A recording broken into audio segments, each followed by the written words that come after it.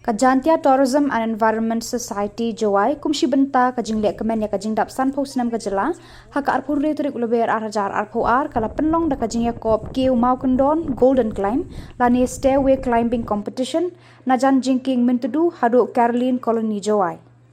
Shuaban sedang ya kani Jingiakop ladon Jingialang Lincoln baladon lang ru Deputy Commissioner ka West Jte Hills u Garrett Elnes Dykes kidekot ka Jtes bat Kiew nalor kinong shimbenta.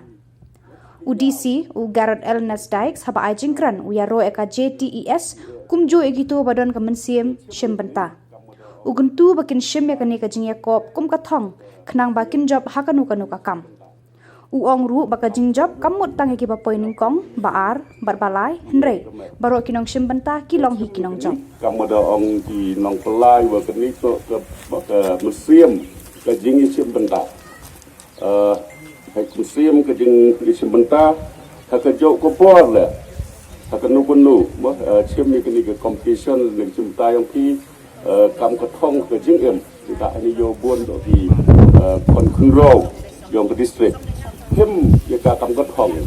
ko jingmot mo ketik lupi competition ko man setiap ketika khoi masal thau yo bo di ho ku yo yang ke job ketika Jingiakop untuk duit penungkong ku aku leh ya pi waro wecem benta duit tian kendet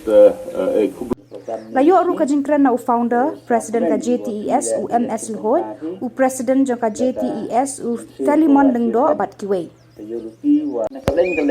dari jantia yo pi phone call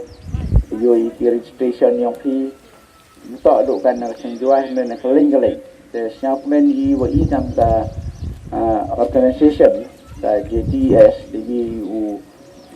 organize kam gani ke program ha gani ke por kam si benta ka jingya em benta I ha ka jing pathi Hakani Jingiakop lawan ban shim benta da ki kenthei bat shinrang na kishnang ba pher bat ki Mawkyndon bahab ban Kiew kidan kumba South Patli